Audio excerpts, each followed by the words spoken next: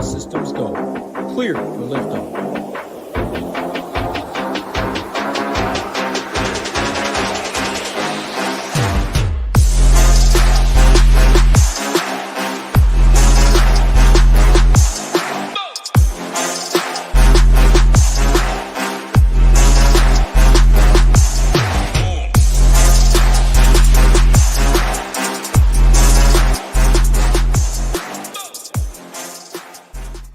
What is going on, everybody? Happy Monday afternoon with my man Rio, like always, talking some hoops. 9 games on DraftKings, 11 games on FanDuel. DraftKings going back, kind of what they started last year, not including those late night games if they're on an island. I don't hate that one bit. Showdown contests are good. We have that covered over here. Night slate, if you want those late games. FanDuel has them offered in pretty good prize pools so far to start the year. Look at the injury report. I see some Q tags and some pretty important ones, Rio. So just like NBA never left. 1 week in, already got major Q tags. We're waiting on what's going on. How's your Monday going? It's going good. Just got the slate plan up right before getting on here. I'm excited to talk these 9 games. I agree with you. I like the short slates like this. I guess when all the start times are condensed into that little window. I would be very happy if they did this more often. You don't have to sit at your computer all night long. So it'd be cool if they did that more. And then got the single showdown slate tonight, which should be a pretty fun game. Lakers and Phoenix. We already saw these teams face off once, so that should be a pretty fun game to watch. Yeah, someone at my gym, I guess, because I'm in Phoenix. He's a Lakers fan, and he was betting with these other guys, and he was bragging that he got his $50, and they're running it back today, double or nothing for 100. So that always made me laugh. I will not be at the game. Debated it for a sec, but too much going on. World Series going on, NBA, NFL. I'd rather watch all 3. Maybe even go play some poker. Watch all 3 right there as well. But I say we can jump right into it. Again, we're going to show the stone. We have 9 games on the slates. Don't want to waste any time. If you do want to join us over here, though, all you got to do is SHIPIT.com. This is the promo code. You don't have to enter one when you do it. Otherwise, it's NBA15. That gets you off to $85 with Shiptimizer and all content up here. All access, every sport, Discord, Shiptimizers. You can see everything's going on right now, too. Baseball's almost over. Still, BJ will be doing the showdown slate plan. He did ship last week. Shout out to him. All these sports going, though, for $85. You can't beat that out in the industry. Again, Rio has the slate plan up right here under NBA. I will not be showing it. That is premium. Showdown, he will have his content up as well. We go to the stone, though. One-stop shop for every single sport we have over here. We're going to go bottom to top like always. Wait for it to load. There we go, Rio. Started off with the first game of the night. Pretty big one right here. Big boy total.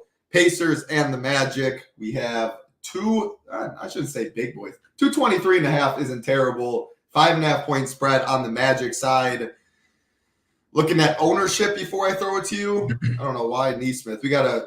I'll message our team. I don't know why this isn't showing yet, but not much ownership showing in this first game of the slate. Relatively close spread. Any Paulo, Franz Wagner? I guess I should mention that quick. Franz is questionable with an illness. That is huge on this slate for the Magic side. A couple of the other questionable tags that are important: John Morant, Bradley Beal, Josh Hart, RJ Barrett, DeAndre Hunter, who missed yesterday. I guess Sam Hauser, he's a decent part of the Celtics a little bit. But this right away, we'll get the news early. Franz Wagner, though, talk if he's in, if you have any interest in the game. If he's out, who's the biggest beneficiaries? Yeah, for sure. Interest in this game to start off the night. But I do agree it's pretty big injury news right off the bat. I think there's got to be a good chance that he sits because they had a couple guys on the team that are dealing with injuries as well. Tristan Da Silva, not really like a big rotation guy, but kind of feel like anytime you have multiple people popping up with an illness, there's probably just something that's going around in the locker room or in the facility. So good chance he sits. If he does sit, we'll get that news. It's the first game on the slate. I think it's the only game at 7 p.m.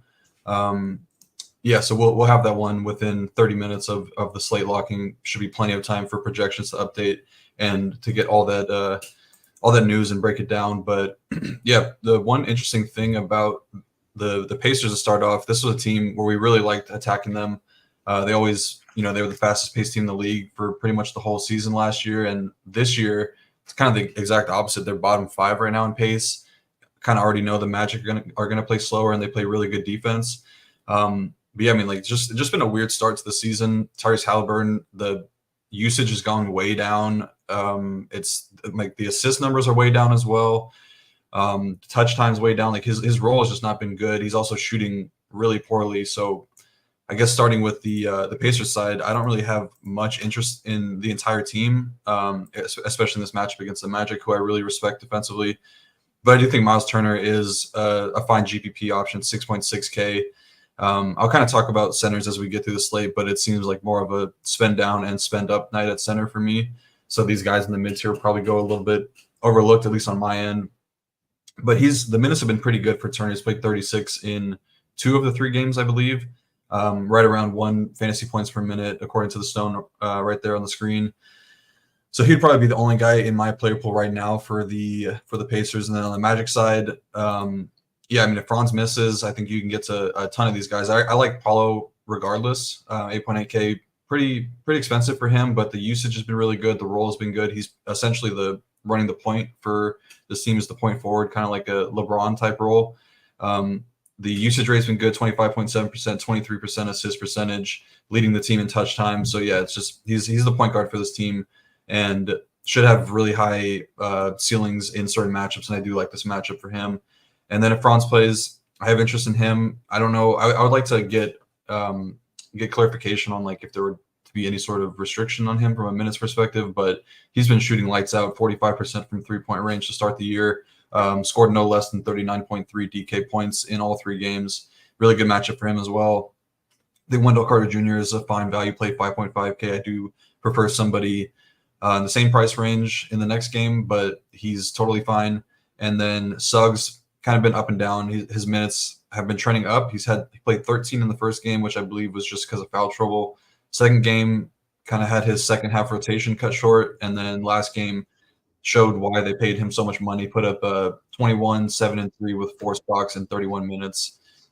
So he showed what type of stealing he could have, but yeah, I don't know. I'm kind of indifferent on these secondary pieces. Really like the spend ups for the Magic.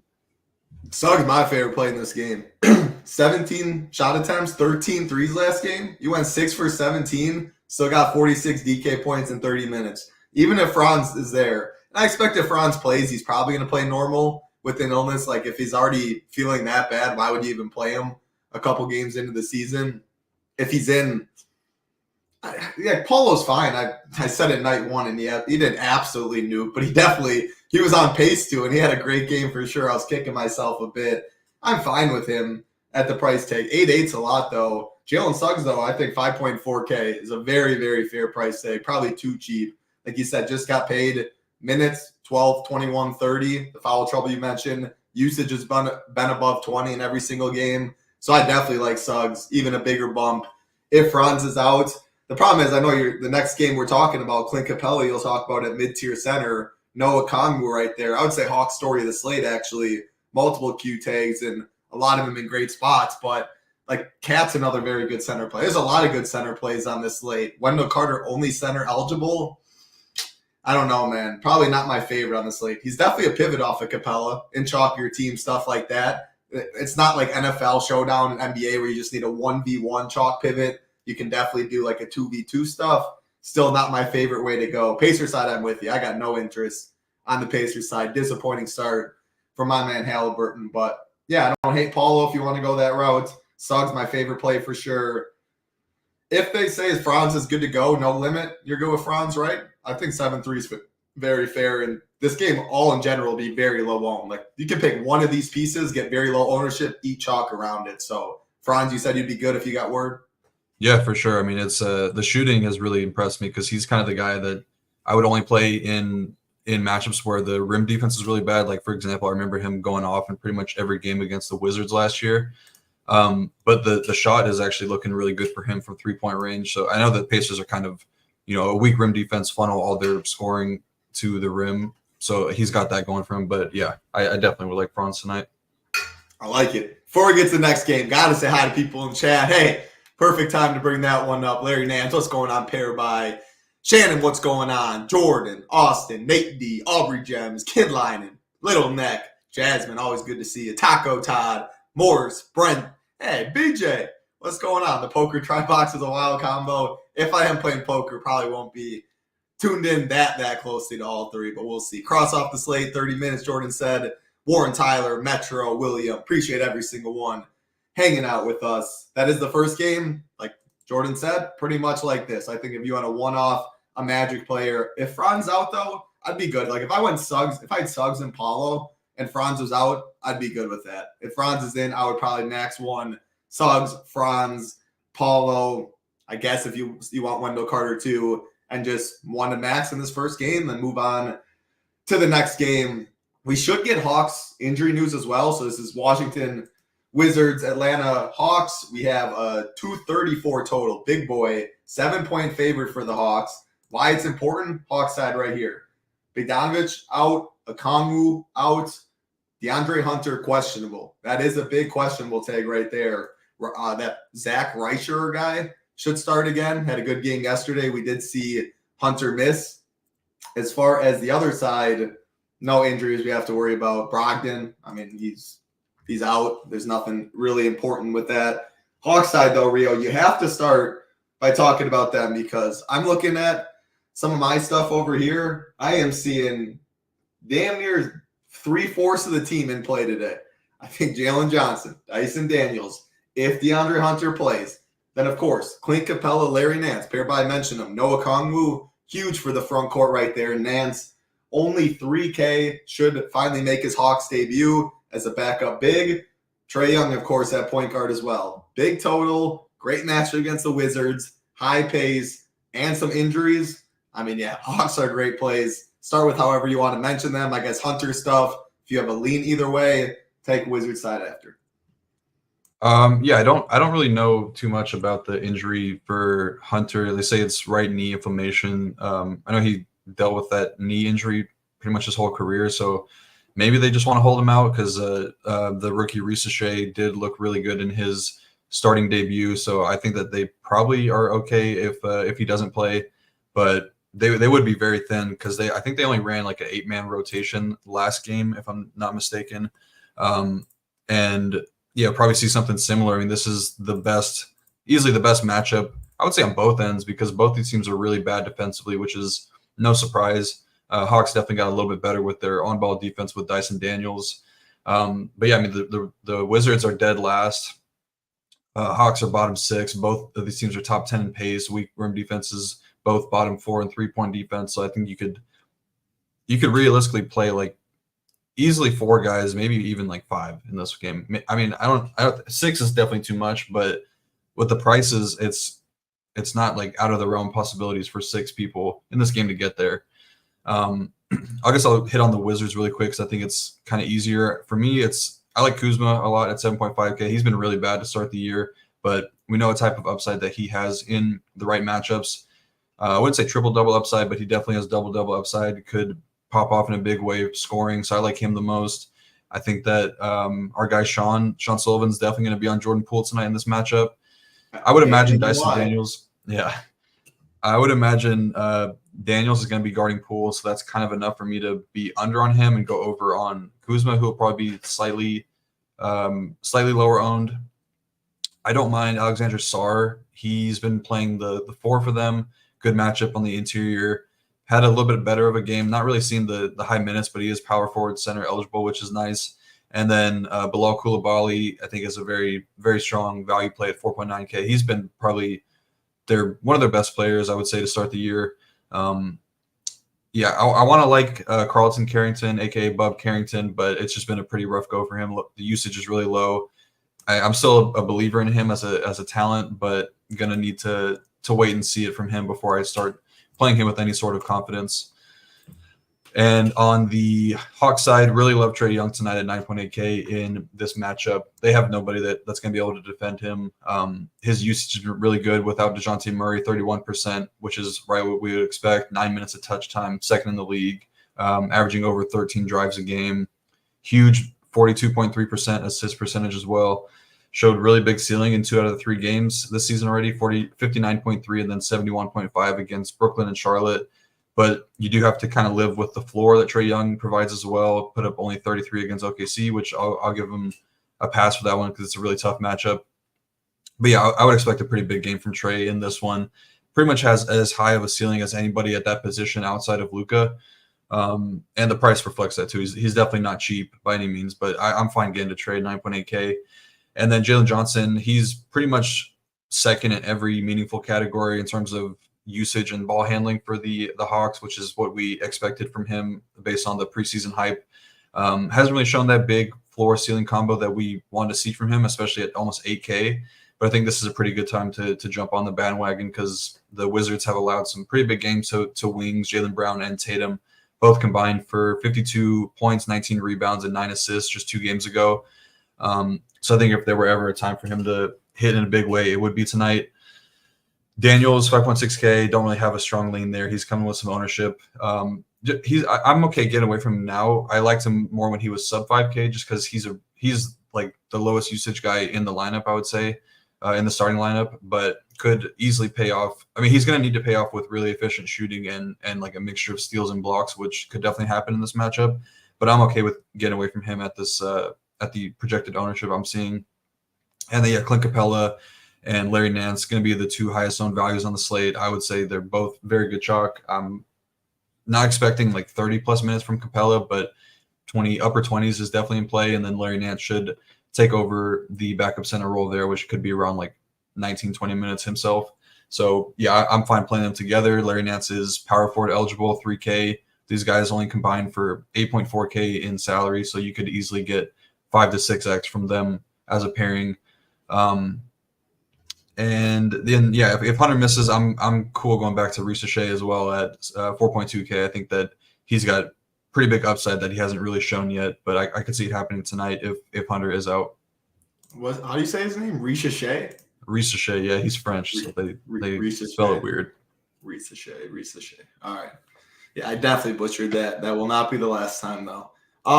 What's up, could be Travis? I know I mentioned, I will say, hold on, first of all, at his ownership, I mean, he's going to get some ownership, but it's not going to be crazy. On this 9-game slate, especially point guard, like you're looking at point guards in this game, that'll be way higher. So, and the first game of the night, I wouldn't worry about ownership too much. But any thoughts on what could be Travis? You mentioned Suggs. I liked him more than you had seen, but you're good playing him. I would probably be underweight on him. Just a very valuable position. I definitely want, like, you have Trae Young, you have Luka, you have Kyrie, a lot of guys at the point guard position that I would probably rather play than just spinning down and probably not getting. I mean, I don't want to jinx it and say that he can't get there again, but I'm not expecting 40 plus from him like very often. Yeah, I mean, he doesn't need 40 plus today, but I get what you're saying. On this 9-game slate, there's a lot of other point guards you rather. It is a strong position, and Trae Young right here will be very well might be the most popular point guard on the slate. I didn't really have too much more to add. Like Jalen Johnson's probably my favorite play at ownership because I think Trae will be higher, Nance will be higher, Capella will be higher, and then if Hunter's in, maybe even Daniels and people will take the Hunter stuff. I'm not quite as sure about those guys. All of them are going to get ownership though, and that's what Rio's saying. Like Wizard side's good tool. I was going to say Poole. Poole is fine. He's going to be really low owned. Koulibaly, though, by far, as you can see with the ownership, will be the highest on the Wizard side. Shooting guard and small forward eligibility is nice. Like you said, he's been good. So, and Sarr, don't mind that price tag on FanDuel. 5K on FanDuel, power forward eligibility, solid play over there with stocks. Let's keep it rolling, Rio. Next game on the slate, and man, this is an eye opener. Celtics have looked real good, but 9.5-point favorites over my Bucks. 232 total. In terms of injuries, nothing on the Milwaukee side. Nothing, I believe. Hold on. Boston side. Oh, Hauser, I mentioned him earlier. Is questionable. I don't really know if Hauser moves the needle much in I guess I'll throw it to you. Is it like Pritchard just gets a huge bump for the bench and stuff? Like they'll use him more? Or I'm not really seeing too much on the Celtics. Like Hauser's out. Well, they still have Tatum. They got Brown. They got White. They have Drew. They got Pritchard, like just a couple more minutes, maybe you think it's Tillman or Horford and stuff. I don't know. In terms of Hauser stuff, doesn't do anything. Buck stuff, can always play Giannis, but I will say these guys, I mean, this game in general is low owned. A lot of games are low owned. That Hawks side, I want to keep reiterating it, is very, very popular and only could get more condensed if Hunter's out. A lot of these guys are pretty expensive, and it's looking more of a mid-tier-ish build in terms of popularity today. So can you get different going stars and scrubs in this one? Yeah. Wait, which question am I answering first? Yeah, I threw 50 at you, so whatever's in your head, keep it going. I'm sorry. That's all good. I'll talk about Hauser really quick because I think it does. It's not like, obviously it's not like you're losing Giannis or like a Tatum, somebody that's high usage, but this is a pretty big role player for them. We saw the Celtics go to an 8-man rotation last game, which is pretty nice to see. It's kind of the sweet spot in terms of DFS, but we saw pretty much all of these starters see upper 30s minutes, which I really like to see. Yeah, I'm a little bit surprised as well about the spread being almost double digits. I mean, we've seen times before where Giannis is probable and then gets ruled out, so I don't necessarily think that's going to happen tonight, but it is something to think about. I don't know, or maybe just the Celtics are that good, and the Bucks have looked pretty bad to start the year, so maybe I think it's that. I think and Celtics at home, how good they've looked, and I mean Dame looked good game one, but really outside of that, the offense. I mean, it's probably fair. Like if anything, if I had to bet aside, it goes back to the thing where I'm always like right away my brain says this, but it's hard. It's completely different. I would bet Celtics if I had to at this point. Like they look real good. Yeah, I agree with that.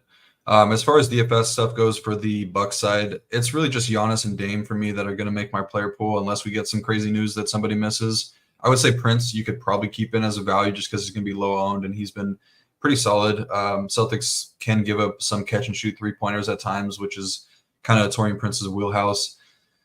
Yeah, I mean, this is a really tough matchup for Giannis, though. Al Horford and the Celtics done a really good job defending him. Last year, he was only averaging 46.6 DraftKings points in 3 meetings. So, I mean, he definitely has the 70 to 80 point outburst that we'll see from him. Not sure that I want to bank on that happening at this price tag, which he hasn't really paid off so far yet this season and in this matchup. So I'm okay getting like 5% if I'm playing 150, and then he wouldn't make my player pool if I'm building out some single entry rosters. Kind of same thing for Dame, though. I don't mind picking against the Celtics with heavy pick and roll guys, which is definitely where Damian Lillard's going to get most of his points. But prefer some more of these point guards. Trey a little bit more expensive. I like some of the guys that are cheaper, like Brunson and some other guys. So yeah, not really looking to get to these Boston guys very much. And then Tatum he's a man on a mission right now. I think he's got to be one of the front runners for MVP, just the way he started off the year. Been very blessed with some easy matchups to start the year. Detroit and Washington, 2 of 3 games. But I mean, he took it to the Knicks, looked very motivated in that game. Yeah, I mean, everything looks good for him. The role is really good. 33% usage, 31% assist percentage. Looks appropriately priced at 9.7K. And there's plenty of room for upside. Don't worry about this matchup too much. I like Tatum as a spend up. Pretty much same thing goes for Jaylen Brown, 1,400 difference. So you could definitely make the case to spend down for Brown and then spend up elsewhere in your lineup because he's right behind Tatum in usage on this team, 32% to Tatum's 33%. Shown an equally good ceiling for his the price adjusted ceiling. So I'm fine getting to both of those guys. And then I'll probably be max 1 White or Holiday. Prefer Holiday just because he's 800 cheaper. And cheeks. Yeah, not been going very there point guard. Yeah, I'd be fine going there just because. Like him over Suggs.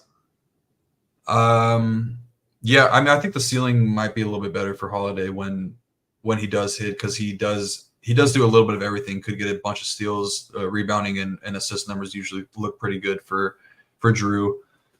So yeah, I would say I'd probably lean Drew over Suggs personally. Sorry, I cut you off. Keep going. No, it's all good. Last person I was going to mention was Peyton Pritchard, but that's just really a blowout script. He's looked really good the last 2 games, been in like the 15 to 19 point range, I believe. So yeah, he'd be fine in a blowout script if Hauser were to miss or if Giannis were to miss. I think that makes him more interesting. So that's pretty much it for this game. Not a ton of interest. I think it's a better game to watch than to invest your money in DFS. 100% agree with that. There's really only three guys that would be in play for me: Tatum, Jaylen Brown, and Derek White. The Giannis price tag, like, give me the savings with. You can always play Giannis. Like, I'd be fine with it. I'd play my power forward over center if I did play him more than likely. But the savings with Tatum, with Trey, some of these other guys we're going to talk about. But man, Jaylen Brown, dude, has been insane. Like, how him and Tatum are both like 33% usage and playing upper 30s minutes and both still getting there and happy is crazy. And like Derek White too, he hasn't even shot the ball that great this year. Last 2 games, 18, 19% usage, still 34 DK, 33, 38, 39. I mean, he's just a hooper, but this team moves the ball so well, gets open shots, they play fast, everyone gets involved. I probably would make a rule 1 Tatum Brown. Like, it's tough on a slate, even though they can both get there. It's tough on a 9-game slate. You usually want all the upside. But I think I'd probably be fine playing one of them with Derek White if I landed on that as well. More times than not, just one of the 3. But it's clearly those 3 guys. Giannis you can throw in there too as my 3 favorites. But because of the Giannis price tag, don't see myself getting there very much. Yeah, that's really all I got to add to that game. White, Brown, Tatum, I like it a lot. Any history on the matchup between Lillard and Drew? Yeah, I was going to touch on that super quickly just because, I mean, last year, I think is just the most recent sample size you can choose from. Damian Lillard did not have good performances against Drew. He averaged 35 DraftKings points, kind of weighted heavily by the first game where he put up 45, but he was at 33.5 and 27 in the other 2 games. So not great history for Dame against Drew. I know we always talk about, like, Bucks use so much pick and roll and a lot of stuff against Drew Holiday being such a good on-ball defenders pick and roll stuff. So it's hard to weight that into too much. But at Dame's price tag and knowing how good Drew is, and if you want to add a little motivation for Drew, just in general, I don't like Dame at the price tag there. But yeah, matchup is definitely not great against the Celtics. No, just got into no Pritchard tonight. Rio said if you think it blows out, you can throw him in. But I mean, I think it's very risky on a 9-game slate. He does have shooting guard eligibility, but he said blowout only if you think it goes that way. Let's keep it rolling. Next game on the slate, Detroit Pistons taking on the Miami Heat. 219.5 total. The Heat are 8.5-point favorites. Injury stuff. Azure Thompson's out on Detroit. Nothing on the Miami side, so no injury news there. Pretty big spread. Pretty low total. A Miami game, which means I usually don't love either side too much. I've been playing Tyler Hero. He's like passed the eye test for me. Game 1, he got off to such a good start. Did nothing after, which was pretty sad. But everything I expected coming into the year, I love what I see. I mean, the longer the season goes, I know Jimmy loves to have the ball in his hand and be stagnant. They're better when Hero's bringing the ball up, when their offense is running through Tyler Hero. It is not Jimmy Butler, low post, ISO, or whatever he's trying to do nowadays. So I'm good going back to Hero. Has shooting guard eligibility. Bam at 7'9" too. He's passed the eye test for me a little bit too. And he's had a lot more ISO paint touches. Maybe I've watched 2 games and it's just he's had them a lot more in that game. But more than I've expected coming into the year. So, and I think you mentioned that preseason, if I'm not mistaken, maybe it was someone else. But Hero, Bam, and then I'll throw Jovic out there if you like him as a value play, can shoot the ball a bit. Other side, I see Tobias Harris getting some love. So talk about him. I don't love Pistons side much, but he had a couple interesting options for me. Yeah, I think the Detroit side pretty easy to get away from, except for I would just throw a couple names out for large field value plays, just because I feel like a lot of chalk kind of condenses in like the low 4K range for shooting guard, small forward. But Tim Hardaway Jr. and Malik Beasley, very, very gross, I know, but the Heat, their whole defensive MO is to funnel shots to 3-point shooters. They allowed some of the most catch and shoot 3-point shooters or points per game last season, held up this year as well. So yeah, Tim Hardaway and Malik Beasley kind of profile as guys that I would want to attack this Miami defense with. Yeah, I mean, I'll continue to kind of tout Cade Cunningham. I just really like the role. Not in this spot. I think the matchup is really tough. Miami usually pretty good against pick and roll guys, really good against point guards, but the role is pretty much as good as you would want for a point guard. But yeah, I'm not going to go to Cade at 9K in this matchup. And then on the Miami side, much more interest on these guys, but still not a ton because this is probably going to be a low-scoring, low-paced game as most Miami games are. Yeah, you mentioned Jimmy. I think that this is a pretty good tag for him, pretty good matchup. A little bit of a narrative streak too with the Tobias Harris beef from all those years ago. But yeah, I mean, he's fine at AK. I think that eventually we see him get it going. This is probably as good of a get right spot as you would want for Jimmy. Bam just kind of falls in that mid-tier center range that I'm not too comfortable going to. I would prefer to get to Cat for a little bit more expensive, or just go down or all the way up. So I'm not really going to get to Bam right now.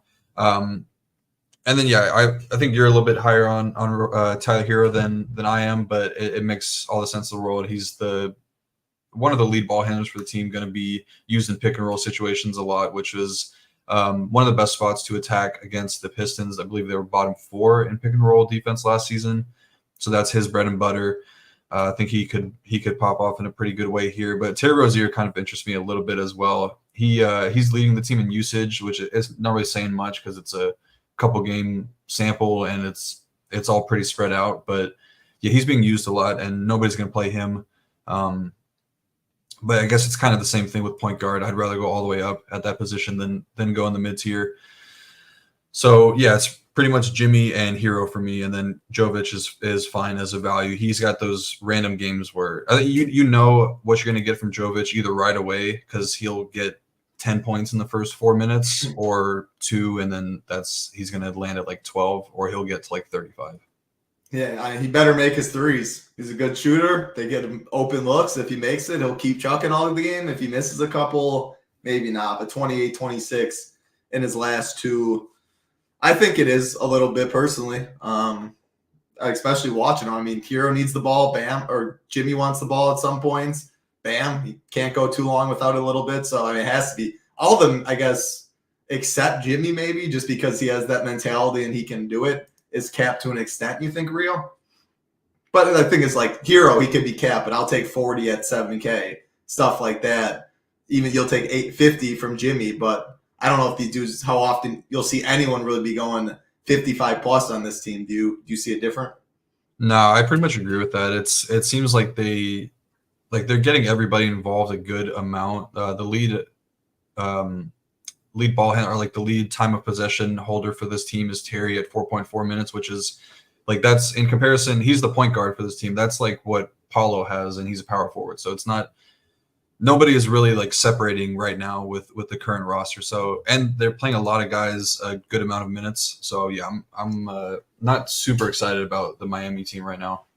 Last one's Tobias, Jaden Ivey. You didn't mention them, so I take it no interest. Just the Cades, Beasley, and Hardaway. And I will say, I think Hardaway. I don't love Beasley. I think Hardaway's interesting though. I like guard forward eligibility. Price tag's fair, and the reason you said as well. I think he's definitely much safer than Beasley. Just know that ownership will still be in check. So I prefer that side, but Tobias or Jaden Ivey at all.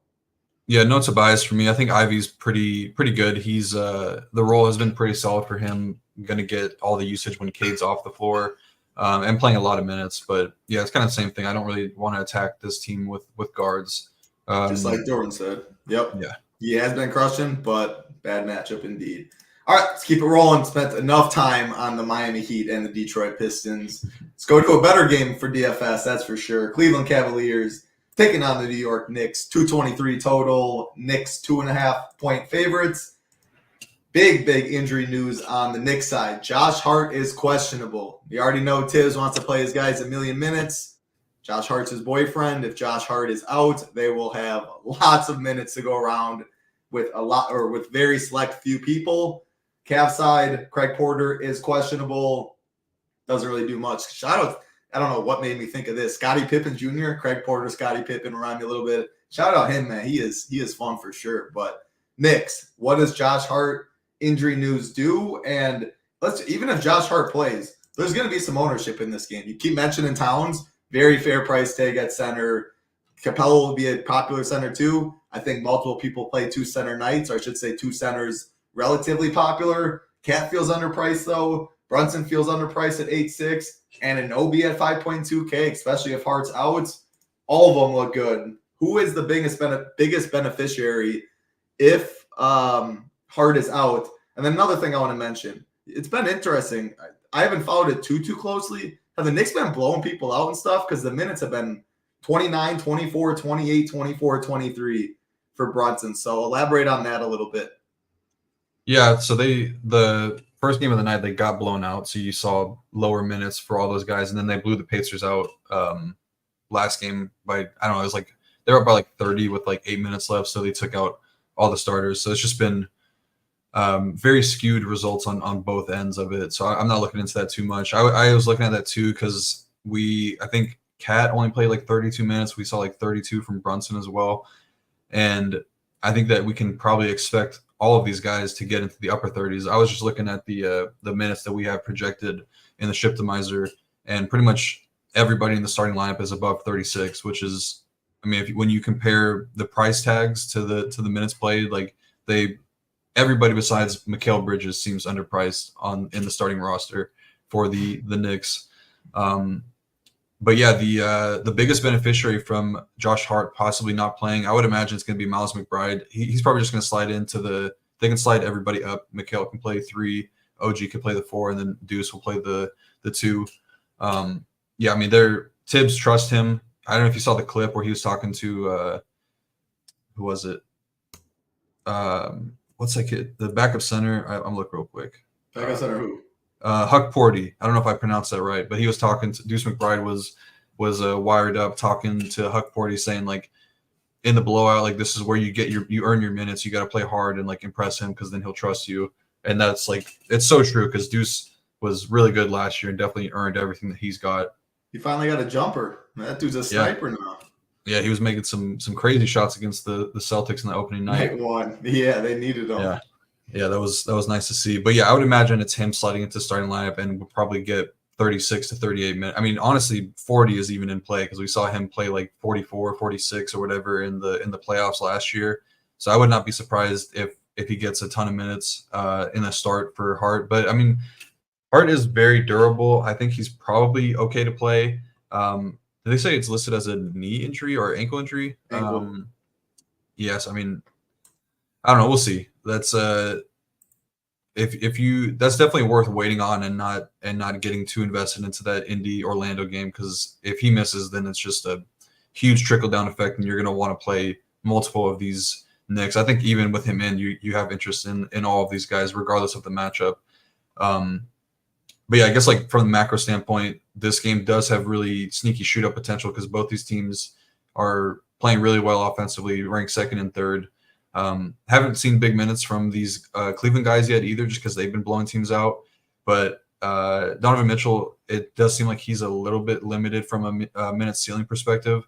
I think this could be a spot where he gets up to like 36, 37, 38 because it is a homecoming game for him. So I think there's a little bit of a narrative street there, which I think we talked about a lot last year, where that's like the one narrative that you do buy into. I think we played Halliburton like pretty much every time he goes back to Milwaukee. Things like that. I could definitely see Spida coming out here hot and just looking to put up a huge night in front of the home crowd. So I have interest in him. I'll definitely get over the field in 150 lineups, and he's possibly even in play for me in single entry as well. He's getting 36 minutes. He's one of my favorite plays on the slate at this ownership. They just can't keep like games just keep getting blown out. When D-Mitch is in competitive games, that man chucks. Yeah, the playoffs is where you want to play Donovan Mitchell, but I think this could kind of simulate a playoff-like atmosphere. Two teams that should be vying for the top spot in the East. So I think it's a pretty big game. And then I like Mobley too. A little bit overpriced, kind of gonna fly under the radar a bit, but the role is looking pretty good for him. He's leading the team in touches and front court touches. The coaching staff has said they kind of want to use him in like the Sabonis type role, which if that kind of holds up throughout the year, he's going to be underpriced and going to be able to smash in pretty much every matchup because you have the assists to fall back on. The rebound should be good as they stagger him away from Jared Allen. Really tough matchup against OG Anunoby. I do think OG is one of the best defenders in the league, so that does worry me a little bit, but I think the ceiling is definitely still there for Evan Mobley.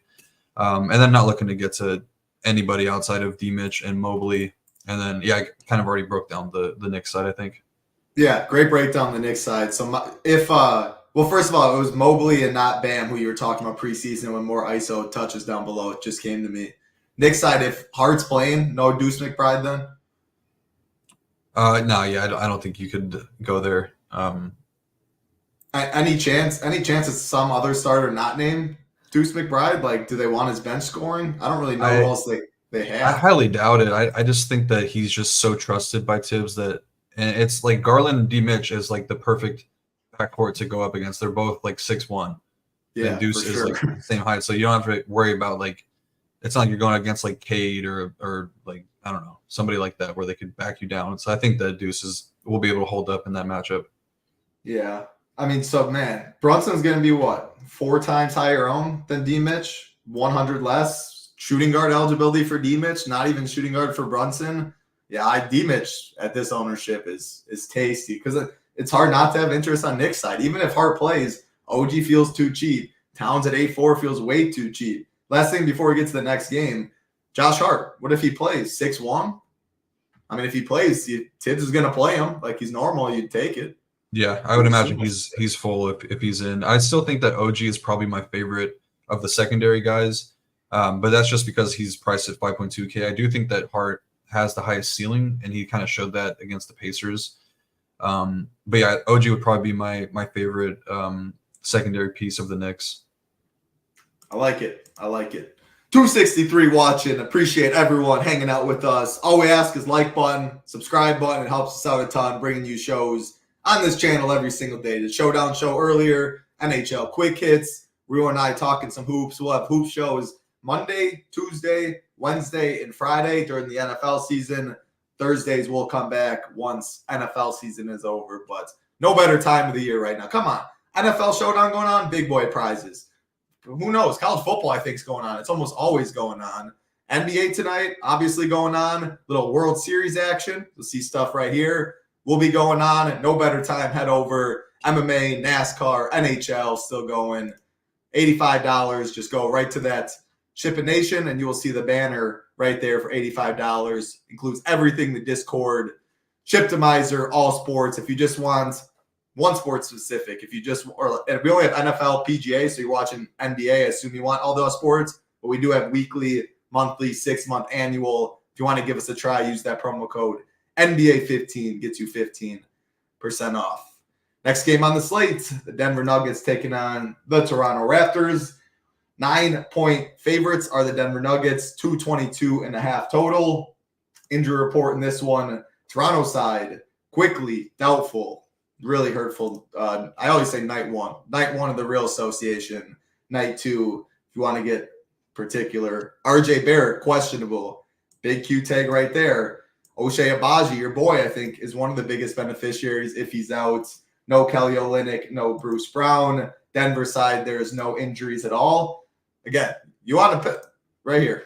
Jokic, he is going to be very low owned.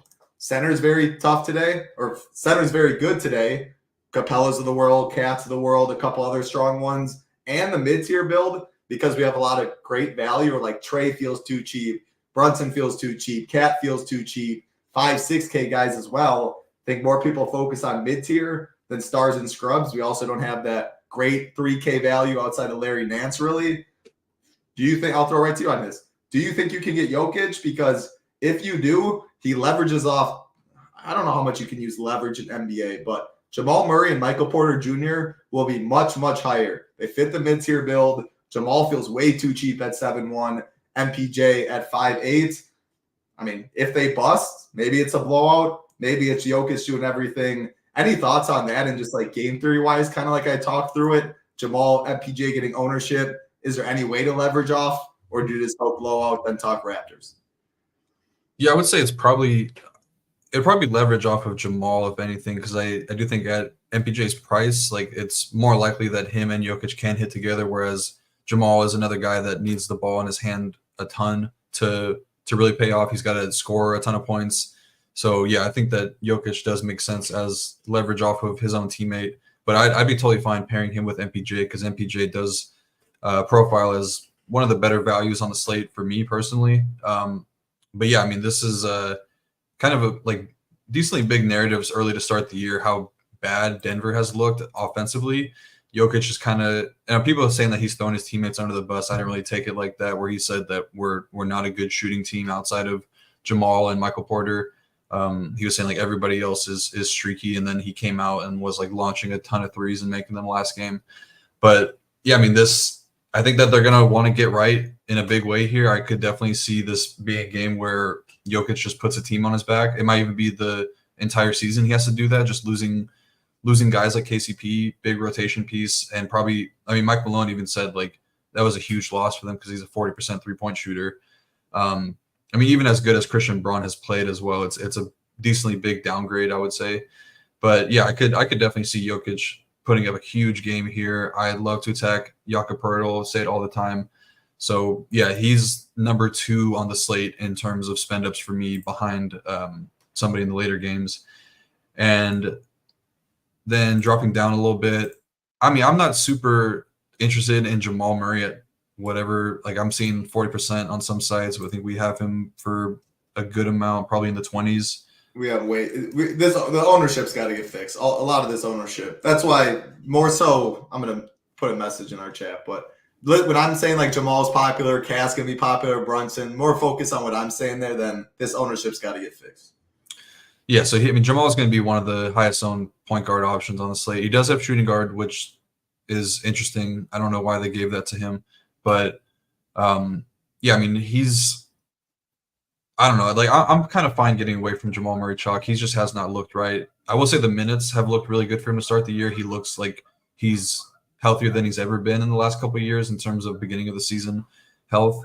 So that is good, but yeah, I'm going to look to get away from this Jamal Murray chalk. I'm fine with MPJ chalk because his rebounding numbers have been really good, really been impressed in the way that he's improved in that category the last couple of years. 8 rebounds and 9 rebounds in the first 2 games of the season. The 3-point shot has not looked great so far, but he needs to see a couple go down, and then we know he's going to launch them. This is a really good matchup against Toronto. They've struggled defensively. So yeah, I really like MPJ and Jokic tonight as a pairing. 2 of my favorite plays on the entire slate. And then the injury stuff is really, we just have to wait for that on the Toronto side, because Barrett does, if he gets thrown in there, that adds another high usage guy. That would probably take Oshai Agbaji, who's played pretty well this season, take him out of the rotation. I don't know. It's just like they have so many created characters. Like, I've never even heard of a lot of these guys, and they're all playing a little bit of minutes, so it's hard to really feel like confident investing in these guys. Like, even Scotty Barnes, his minutes haven't been crazy, and the usage has been not great either. So and the matchup stuff too against Aaron Gordon. So I'm only looking at the Denver side of this one. I'm with you. This Raptors side, I don't think I want to play Russian roulette with any of these dudes. Jakob Poeltl, if I had to pick one, maybe, but center's tough. And like, what is he going to be dominating Jokic down below? Foul trouble risk? Yeah, no. I'm gonna fade the Raptors. I think Jokic is very, very interesting and becomes even a better play, like, if more value opens up. A very easy segue into this next game: Grizzlies, Chicago Bulls. We have Ja Morant questionable. If he's out, Scottie Pippen Jr. becomes a phenomenal play. Would obviously come with a lot of ownership. Yeah, I mean, is he cheap? He's cheap. He'd be way too cheap for a starting role. 5,200 though, it's not absolutely free. We also have John Conchar questionable in this one, though. Maybe that opens up a little bit. But like Larry Nance and stuff, power forward eligibility, the more Q tags that are out, Josh Hart, Deuce McBride, can open up easier to get to Jokic up top, is what I'm trying to say. But Grizzlies, Bulls, we have 233 total. Memphis is 7-point favorites. I'm looking at them as 7-point favorites, and I think that number is telling me Ja will play. Do you have any lean on that? And then go from there, Grizzlies, and then take the Bulls side. Yeah, Ja's probably playing. I just don't see how you can get to these Memphis guys right now. They're just playing so many guys. Like, they're for sure going to play 10. And then they played 11, I believe, on opening night. So, yeah, I don't really want to get to anybody if Ja's in. If Ja's out, I think Scottie Pippen Jr. definitely becomes a solid play. He's been playing incredible. I think he's a really, really strong backup point guard in the league, and I really like what he does defensively. The only guy that I will have some of is Desmond Bane, because I do like the matchup. The Bulls have really picked up their pace this year, which is crazy because they were like one of the worst or slowest teams last season. Really picked up the pace in the preseason, and that's held up. And I believe they're first right now in the first handful of games this season. and Grizzlies are second. So there is some upside in terms of this game. There being some scoring, but it's just who is going to go to on the Grizzlies side. I know that Bane is probably the safest minute ceiling. He lost a bunch of minutes last game because he was in foul trouble, which is kind of rare for a shooting guard small forward who doesn't really go up against the team's best offensive player. But I think he played 18 second half minutes, so that pays you for 36 minutes, which we would love at 7.6K in this matchup. So he's the only one that makes my player pool, Desmond Bane. And then on the Bulls side, I kind of want to just take like a no ball approach from this one because these guys do play fast. I don't think that the market is catching up just yet. Even Vooch is interesting at 8K as a pivot off of Chalky or Towns. I never like playing him, but I mean, the results have been pretty good for him to start the year, and the pace should definitely give him some more opportunities to pay off. But yeah, Levine is probably my favorite on the Bulls side, 7.4K. He's looked really good, looks really healthy too, averaging 38.8 DraftKings points per game and leading the team in usage. Tough matchup against Marcus Smart, but the pace should be able to outweigh the matchup in my opinion. So yeah, it's really just Bane and Levine and then a little bit of Vucevic. Yeah, if John Morant's in 9-game slate, I'm making an 8-game slate. I'm not going to make a case for any of these dudes. 2 games left, and again, FanDuel will include the last 2 games of the slates because we have what's the other one tonight? That's Phoenix, I know it's the Lakers, Suns, Portland. Yeah, all right, there we go. It's Portland and Sacramento. So we don't have that one on here right now. I knew we were missing one. 2 games left, though, for this one. Again, FanDuel, we have projections, our ownership. We have core report for FanDuel as well. Our man Ham, cash reports, FanDuel up there as well. But we will not cover those 2 games on this. You can definitely use like our showdown content. FanDuel, at least it's not as bad as the showdown content. The prizes are probably bad, but at least they have MVP, Star, and what am I blanking on the other one? Pro. 2, 1.5, 1.2 instead of just football where you just play your MVP and go from there. It's a little better format that way, but still much prefer DraftKings in showdown stuff, and the price will still remain good. So, hey, if you can't get in your computer at 7 Eastern, you can't make swaps, play the night slates, play the showdown stuff. We have content over here. Rio has helped a lot of people make a lot of cheese this year and last. 2 games left, Rio. Next game on the slate. Pretty fun one here. I'm excited. San Antonio Spurs, Houston Rockets, 218.5 total. Rockets 3-point favorites. I like it. I always like Battle of Texas. Close spreads. Always like my man Wemby. I think Wemby's interesting. Again, what I have to say in this one is kind of like Knicks stuff. The minutes just really have not been there at all. And the price tag is up there at 10.5K. And he's at a good center position. I'd much prefer Yoke if I had to pick.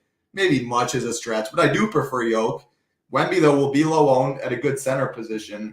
The one guy staring me at the face, you can always play Sengun too. The dude's a complete beast. He'll be low owned. One guy staring me in the face is Jeremy Sochan, though. I mean, what is on this dude to start the year? 20% usage in every single game. Almost all of his points are coming in the paint. He's just being very efficient. Is the addition of Chris Paul really helping him? What's going on? Did he just take a massive step? Talk to me about Sochan, then break down this game. Yeah, I think he's kind of I think he's just taking a step forward as a pro. I think he kind of knows his role within this team.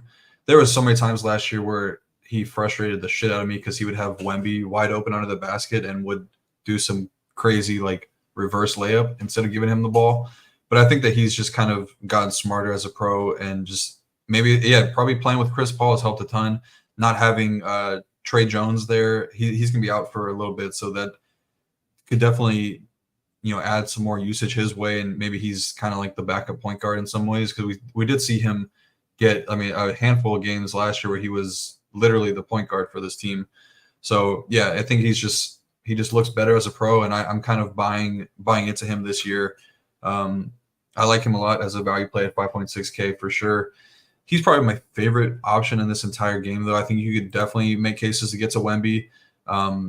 But yeah, like you said, the minutes have not been there, and they probably won't be there for a while. They did this last year where they eased him in. He did get to 30 minutes last game, which was good to see. But yeah, I don't know. I mean, you could definitely take shots at him because he's like one of the most elite fantasy point per minute producers that we've seen. We have him have like 1.8, something like that, or almost 2. 1.86 fantasy points per minute. So he could definitely pay off in 30 minutes. But the Rockets have done a good job of defending him in the years past. They did put Brooks on him a lot last year. It was Sengun last game. These teams faced off on Saturday, and he was okay. But yeah, I do agree with you. I prefer Jokic for a little bit more. But I'll definitely get a handful of shares of Wemby tonight. And then pretty much I mentioned Stephon Castle as a value play at 4K. Shooting guard, small forward eligible is nice. He's looked pretty good. Played 27 minutes last game, 21% usage rate thus far, averaging right around 22.5 minutes per game. So yeah, I think that he's a pretty strong value play. And pretty much nothing on the Houston side. I think you can get to Fred VanVleet at 7.4K, point guard only eligible. He's got the highest minutes ceiling on this team, played 38 or 39 in the same matchup. But the usage has definitely, his whole role has been kind of dialed back a bit with Green and Sengun, the young guy, even Jabari Smith kind of taking on a bigger role offensively. So I think he makes sense in the mid tier at 7.4K, but not somebody I'm looking to go out of my way to play. Yeah, that usage has been awful. I mean, 12, 17, 23 the first. Like, give me Hero in that spot personally. I know you're not the biggest fan, but at least Hero's getting 27%, stuff like that. Sengun, yeah, I don't know. Center's so good. I mean, you can Sengun and Wemby, I think, are fine, but like the Towns price tag's so good. The Capellas of the world. If I'm going up, like Jokic feels very slam dunky to me today. Yeah, I'd be fine with either. Like Sengun showed his upside game 1. We know Wemby. I'm never going to say no, especially a 9-game slate. Should have enough value if you want to jam them, or at least mid-tier stuff. Wemby's your highest, and then like no one else above 8K, stuff like that. Plenty of routes you can go. Socan definitely my favorite play in this game. Yeah, I like your Castle call. You pulled that one out of nowhere, and looking into it a little more, I'm good. Shooting guard, small forward eligibility, 4K. Helps you get value, low ownership. I like it real. It's one of your hidden gems that you always throw out randomly that do well, so I like it. Let's get to the last game of the night on DraftKings. Again, 9 games on DK, 8:30 Eastern. Rio's Utah Jazz taking on the Dallas Mavericks. 232 total, and Rio's Utah Jazz are not getting any respect at the sports books. 12-point underdogs, not very good. In terms of DFS and ownership, I think Kyrie will be the highest play or the highest owned on both FanDuel and DraftKings. Very, very fair price tag, 7.5K on DK, 7,800 on FanDuel. Point guard, shooting guard eligible on DK. FanDuel just shooting guard, but shooting guard's not great. So I think Kyrie gets ownership. Not too much ownership after that, but a couple guys I like. Derek Lively, the minutes always capped to some extent. But, man, maybe it's just because I had him 2 games ago and he got 40 while most played Gafford when he started. I'm just always almost Lively over Gafford. The dude's just a freaking beast. Always has upside, very fair price. Another pivot off of Capella. Can obviously play both, but in that same range. Always love my man PJ. Hasn't been the greatest start to the year for him. Not even close to the greatest start, but I think the price is fair. Walker Kessler, 47 piece. I guess another pivot. I prefer Lively, I think, than Kessler, but a pivot from Capella. And of course, Luka, if you want to get up there. A little leverage off of Kyrie. Definitely would max 1. Hey, what am I talking for, though? You're the Jazz guy. You're the NBA guy. Take it away. I pretty much agree with everything you said. I think that I'm very high in Luka tonight. He's probably a first guy going in my core. This is just the absolute nut matchup for guards against Utah. Utah was terrible against point guards last year, bottom 2 in DVP, bottom 4 this year already. Regardless of a small sample, we know how good Luka is. Like, we know this matchup's going to be really good. The Jazz they're going to put Taylor Hendricks on him, who is, I think eventually he'll be a really good defender, but he's not there yet, not against somebody like Luka.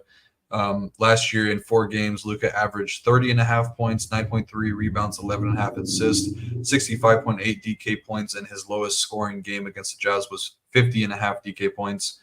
So he's pretty clear the top play on the slate for me by a pretty wide margin. But yeah, Kyrie, he's going to get the ownership, and for Somebody's yelling in the chat at us. Yeah, 7.5K. He's way too cheap, and I think I would consider. I don't know if I would do this on 100 rosters, but like on 60 to 80% of my rosters, like I probably want one of Kyrie or Luka, or just somebody from this team in general. Because the Jazz are just so bad defensively. I think they're going to be giving up huge games to people in DFS, and that just makes it a lot easier for me when it comes to lineup building. I already know that I'm going to lock in somebody from this game and somebody from this team. But yeah, Klay Thompson, I think, is a very, very good low-owned option tonight at 6K. I'm surprised that he's going to be low-owned because we saw what type of ceiling he can have in this team. He's going to be launching from three. The rebounding numbers were pretty good in the first couple nights. He's shooting the ball efficiently. He's getting a ton of open looks. The Jazz are terrible against catch and shoot three-point shooters, terrible against three-point shooters in general. So yeah, I think that Klay's got huge ceiling. And I think the last time I mentioned Klay against the Jazz, he put up like 45, 50 points, something like whatever he had last year. He had a massive game against Utah. I could see that happening again here tonight. I'm not as high on the centers tonight on the Mavericks side, mainly just because we have Capella right there, Larry Nance cheaper, and then the guys that are spin up options are. I'd much rather get to them, but yeah, there's no doubt that Derek Lively has massive ceiling in any matchup, and I definitely all year long would prefer Lively unless he gets like banged up and we're starting to get more of like a 60-40 split in favor of Gafford. But yeah, for the same reasons that I like Klay, I think you could play PJ Washington because he has those games where he could knock down 4 or 5 threes, and then the rebounding upside should be pretty good for him as well. Jazz, only person that's going to remain in my pool is going to be Laurie. He's pretty much the entire offense. I guess Kessler too, because you mentioned him as a pivot. I think that makes sense. Pivot off of Capella.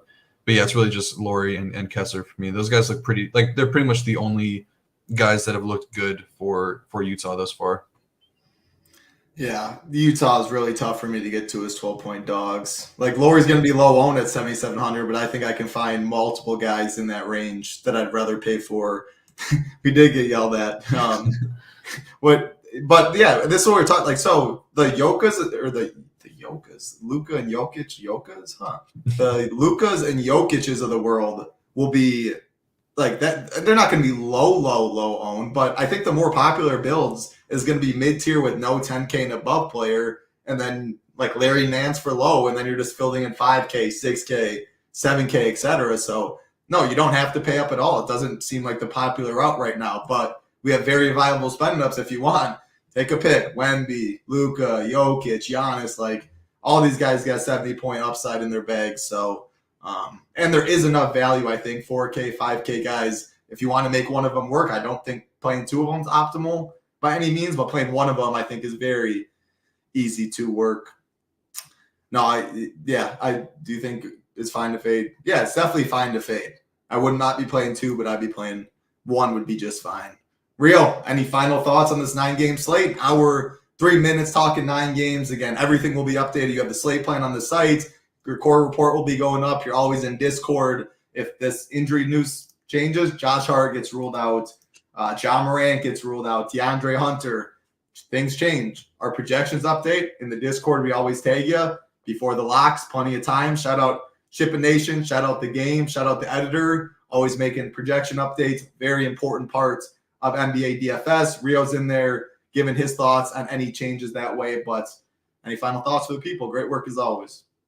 Thank you. I think that pretty much covered it. I did kind of want to circle back to what Jordan said, because I think it is pretty viable to just fade the first game with there being some really big injury news to wait on in the New York game, and even Memphis if you consider Ja to be truly questionable. So it does make sense. But on the flip side, you should get pretty low ownership on the Orlando guys. So yeah, I think that you could kind of go either way with it is basically what I'm saying. But I probably won't get to these Orlando indie guys in my bigger higher dollar buy-ins, but definitely will have some in 150.